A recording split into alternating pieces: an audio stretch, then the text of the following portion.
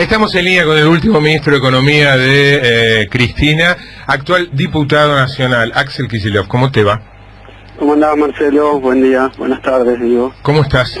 Bien. Bien. ¿Recuperando tiempo? ¿Qué? ¿Recuperando tiempo? No, digamos que ya en otra función, sigo un poco con sería la inercia en términos de ocupación, así que hoy me fui a la mañana también a la nueva oficina en el Congreso y estuve reunido con algunos compañeros y sí, pero otro tipo de funciones, efectivamente. Bueno, ¿cuánto transcurrió? 5 días apenas de la asunción. Con lo que se conoce y con lo que se perfila, ¿qué análisis, qué evaluación haces?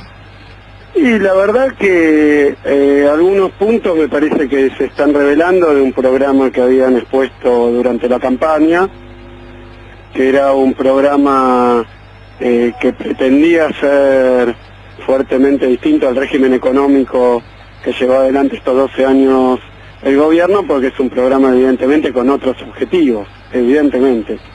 A mí me parece que si uno se pone como objetivos altos niveles de ocupación, mantener el poder adquisitivo de los salarios y los ingresos, tiene una determinada gama de medidas que es distinta a si trabaja para una teoría económica y una práctica económica más asociada a determinados grupos o sectores económicos y sus intereses, ¿no?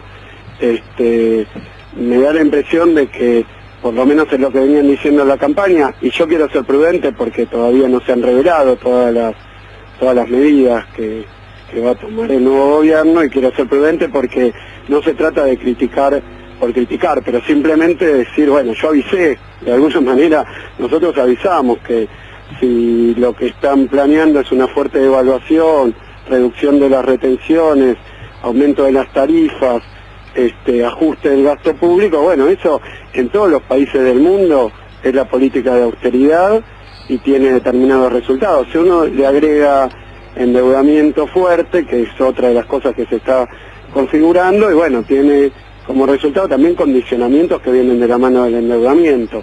Pero quiero ser prudente porque la verdad es que el otro día escuchaba algunas declaraciones del ministro de Hacienda, Prat-Gay, que había dicho, bueno, la verdad que las cosas no están tan mal, no era como decíamos, recibimos el gobierno como pocas veces, y no quiero cargar las tintas sobre esto. Me parece que la verdad que uno espera que hagan las cosas como para que beneficien a la grande mayoría.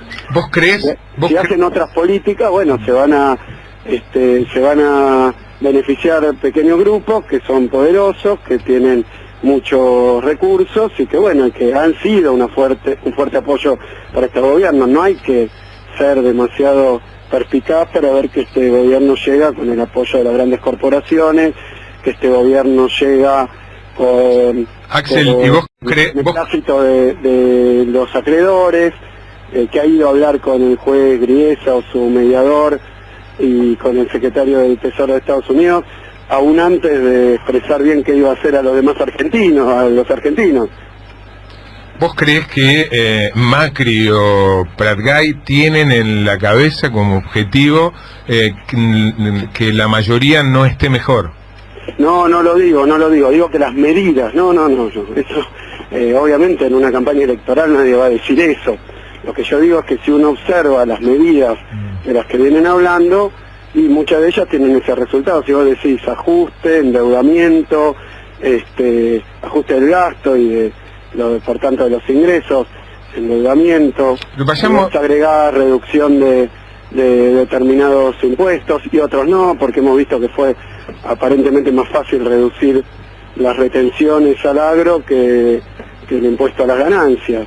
Entonces bueno, pero por eso si vos me preguntás no tengo otra que decir, vamos observando a medida que aparecen las distintas medidas. De las que ya anunció a modo de título, hoy concretamente lo de las retenciones, se sabe que va a haber una unificación del tipo de cambio, todavía sin mayor detalle, pero eso se sabe, ya lo dijo, que va a haber una devolución de IVA para sectores postergados, que va a intentar un acuerdo de precios y salarios para tomando como referencia los precios del 30 de noviembre, y bueno, y que va a reducir el peso impuesto a las ganancias.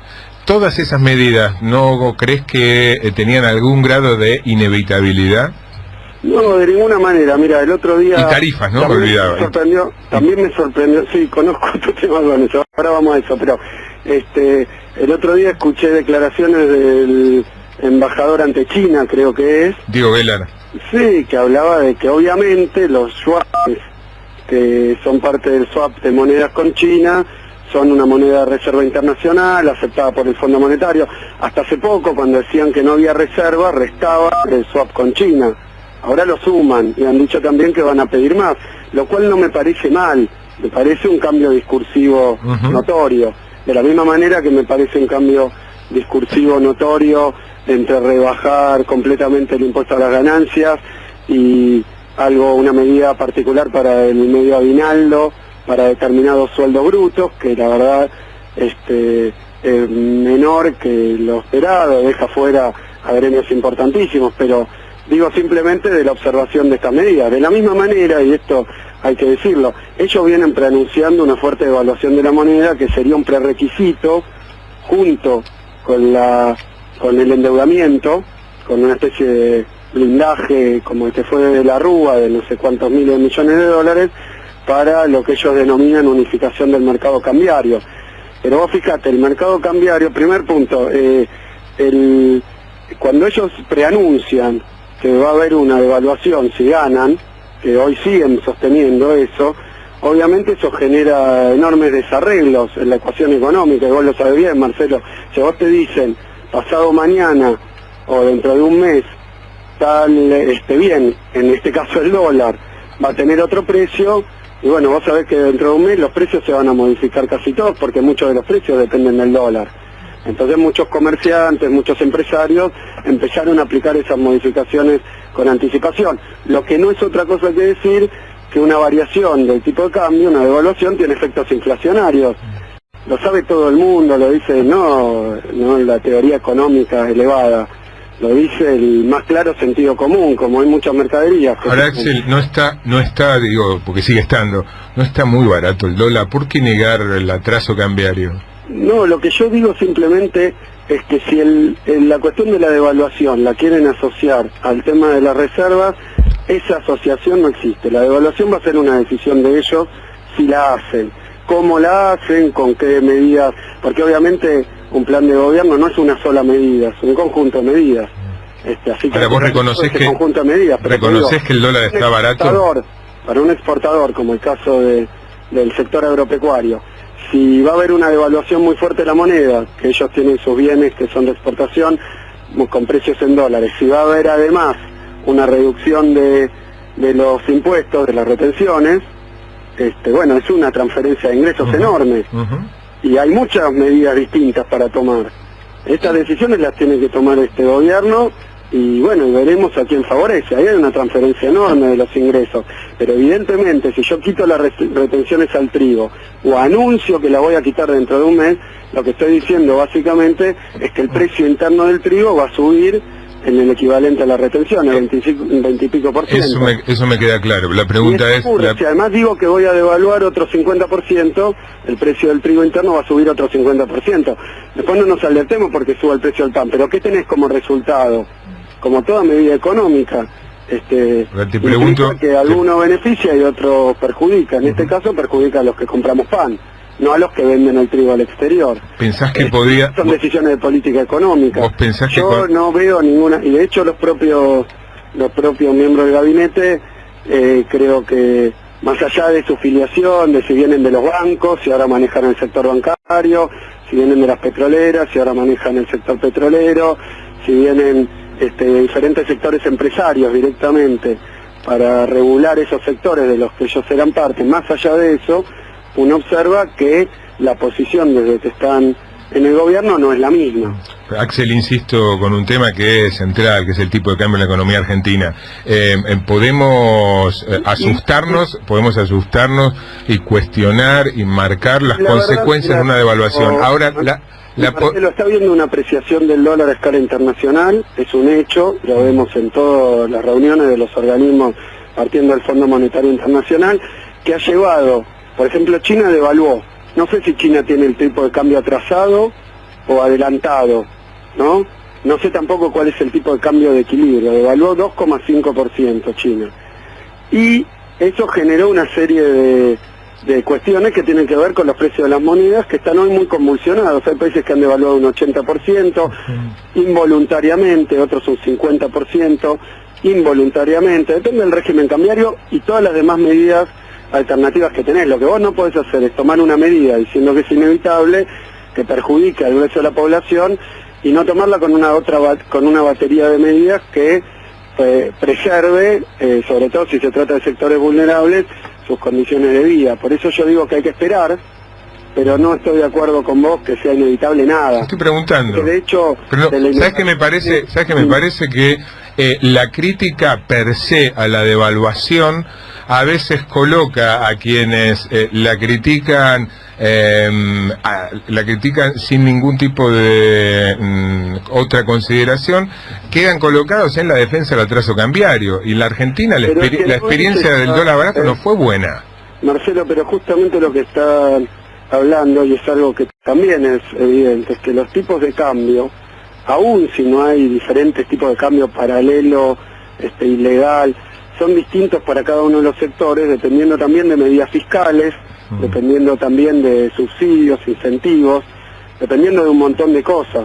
O sea que no es verdad que el atraso cambiario, y eso lo saben mejor que yo, sea para que el tipo de cambio, digamos, necesario sea igual para todos los sectores. Ahora, hay mucha experiencia internacional en que bruscas devaluaciones traen muchos desarreglos y no mejoran la competitividad en el sentido de subir las exportaciones. Más bien, generan recesión porque suben los precios y no hay poder adquisitivo que los aguante, y esa recesión hace que se necesiten menos divisas, caen las importaciones, muy fuerte porque no hay cómo comprarlas. Entonces esos son los efectos. Si uno quiere hacer otra cosa, y en esto también hay mucha teoría, hay otras cosas que hacer. Ahora, lo que yo sí sé es que hay sectores que siempre, durante estos 12 años, han pedido devaluación, siempre, en todas las condiciones. Entonces yo digo, habría que mirar en un marco internacional donde el problema no son los precios internacionales, sino la falta de demanda, porque muchas economías o muchos productos argentinos no tuvieron problema en colocar el producto, ni problemas con su rentabilidad con el producto colocado, tuvieron problemas de venta del producto. Pero eso tiene que ver con la situación del mercado internacional. Entonces yo creo que la situación es algo más compleja. Ahora, de la misma manera que vos decís, un sector te pide en toda circunstancia una fuerte devaluación de la moneda, con los efectos que eso tiene, es porque se beneficia mucho de eso, que son los sectores exportadores, los sectores que tienen netamente exportadores, los sectores que tienen su capital, digamos, su ahorro, sus tenencias en dólares, su economía, su patrimonio dolarizado. Esos son los sectores que piden devaluación, pero la verdad es que es una situación mundial bastante compleja, que en Argentina la hemos llevado sin que eso genere desempleo, porque si fuera como vos decís habría desempleo muy alto, porque estaría la economía toda mal. De la misma manera la hubo una pérdida de reservas importante, ¿no? De gente. Y bueno, pero hubo un pago de deuda importante sin tomar nueva deuda. La verdad que si uno computa, si uno hace lo mismo que otros países, que cada vez que tienen que pagar deuda toman nueva deuda, tendríamos 200.000 millones de dólares más en reserva. Pero Axel, que la clase media esté aprovechando... Pero vos podés estar de acuerdo con todo eso, con un programa de ese tipo. Yo no estoy de acuerdo, me parece que no es inevitable. Yo no estoy de acuerdo, estoy puntualizando en un tema solamente. Estoy puntualizando en un tema y me parece que cada vez que se pregunta, por atraso cambiario, se responde sobre las consecuencias de la devaluación. Mira, nosotros hemos llevado una política, mira, y eso fue gracioso en la campaña donde decían de mí que tenía un atraso cambiario, pero era el más devaluador de la historia, o algo así decían. O sea, que se pongan de acuerdo, porque si este gobierno devaluó mucho, entonces es raro que tenga atraso cambiario, o al menos no se soluciona con una devaluación. ¿no? Porque devaluar, si hemos devaluado mucho por algunos, entonces devaluar no es la solución para no tener atraso cambiario. Por eso te digo, me parece más complejo, sí me parece que yo no le dejaría la política cambiaria como decisión a los bancos, porque va a joder a la gente. Muy probablemente, yo no estoy... Va a joder a la gente, y eso es un problema que vos tenés, y obviamente que hay dilemas, hay tensiones, hay contradicciones, pero también hay muchos instrumentos. Hay muchos instrumentos en la política económica. Repito, el tema de los precios también parece un poco cambiante la posición, porque hasta ahora precios cuidados no servía para nada, los controles del gobierno no servían para nada, o los acuerdos de precios, y ahora parece que los precios cambiaron porque el gobierno no llevó adelante esos acuerdos, esos controles, cosas que es totalmente mentira, porque hasta el último día estuvimos poniendo multas, citando empresas. Lo que pasa es que, obvio, si el gobierno que viene parece decir que esas multas que pone el gobierno anterior no las va a querer cobrar, no les va a interesar y va a romper los programas, la verdad que al Estado, lo mismo con la llamada ley de abastecimiento, ¿no? Si el gobierno, si en ninguno de esos procedimientos lleva 2 días. Kicillof, perdón que lo interrumpa, Analia Argento, lo saluda. Una pregunta. Analia, ¿cómo estás? Bien, quien lo continuó en el cargo, Prat Gai, dijo que no hacía falta un feriado cambiario porque estábamos mal, pero no en una crisis como en otras épocas, ¿no? Yo me pregunto, por ahí te pregunto a vos y a Sloto Viazda. Jueves 10 de diciembre, viernes 11 y hoy lunes 14 se siguieron vendiendo dólares a 10 pesos. Y en unos días se supone que van a estar a 15. ¿Eso está bien? ¿Está mal? ¿Hay alguien que se va a hacer una diferencia en el medio, que ya se la está haciendo? Mira, eso es muy interesante, lo que decís es el sentido común, me parece que es fácil de explicar. Cuando el que ahora es presidente, Macri, su equipo, empezó hace un mes y pico a decir que ellos iban a llevar el tipo de cambio a 15, 13, 14, y la verdad que yo no lo vi en ningún lugar del mundo que se preanuncie una evaluación anunciada, el tipo de cambio. Es de una enorme, digamos, de un enorme efecto sobre todas las variables económicas. Evidentemente que yo te diga una variable que es un resorte del gobierno, además decían al mismo tiempo que le iba a poner el mercado, con lo cual, qué sé yo, pero después empezaron a decir, no, lo vamos a poner en tal lado, en tal otro, y es muy raro, la verdad que eso yo no lo vi en ningún lado del mundo, que alguien anuncie el valor de la moneda, o sea, el tipo de cambio, mucho tiempo antes. Si no quiere generar un desarrollo económico complicado, porque si yo te digo a vos cualquier cosa, te digo, mirá, vos te estás por comprar 1 kilo de asado, mañana va a salir el doble el asado, y bueno, va a salir todo el mundo a comprar asado, y los que compren van a tener una ventaja sobre los que no compren. De la misma manera que si te digo mañana va a valer la mitad, voy a generar un problema inverso. Entonces esto de preanunciar el valor del tipo de cambio ha sido algo que a mí en su momento, siendo ministro, me dejó perplejo, porque parecía hecho a propósito para generar grandes perturbaciones. Además no te liquidaban. Y bueno, pero claro, ¿qué pasó? Mirá, durante el último mes, que vos decías, las reservas cayeron, y Echegaray anunció el otro día... No, me refería a los 9.000 millones de dólares que se fueron dólar ahorro... Pero mirá, 9.000 millones de dólares... son lo que tienen, según los datos de Echegaray, 11.500 millones de dólares de retención de cosecha. O sea que mucho más que eso, y hoy las reservas estarían mucho más altas. Ahora bien, si yo fuera un productor agropecuario, me dicen dentro de un mes tu mercadería va a valer 50% más, yo no la vendo. Es lógico, pero esas perturbaciones están en la cuenta del gobierno actual, no del gobierno anterior, porque una vez que había probabilidades, y más altas después, de que ganara el PRO, con ese programa económico, y bueno, evidentemente esas perturbaciones ocurrieron. Las liquidaciones del último mes llegaron a 8 millones por día, habían estado a 100, y esto es el récord más bajo de la época, pero porque nunca antes se había anunciado el experimento de anunciar un tipo de cambio o caída de las retenciones para después, porque eso genera que nadie liquide, lo cual tampoco yo podía aplicarles multa, porque es una cuestión irracional.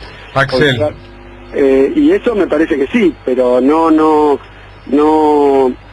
sé, son cosas que tienen que manejar, que produjo el gobierno que hoy está a cargo, y que lo produjo antes y ahora tendrá que tomar sus decisiones. Por eso yo digo que soy prudente para esperar, simplemente estoy hablando de los efectos que tiene. De la misma manera que la caída de las retenciones, la baja de las retenciones anunciada hoy, a mí me da, haciendo cálculos, digamos, más o menos aproximados, me da que en términos de, depende qué valor sea el dólar, ¿no? Si vos decís con un dólar... 70.000 millones de pesos, calculé yo.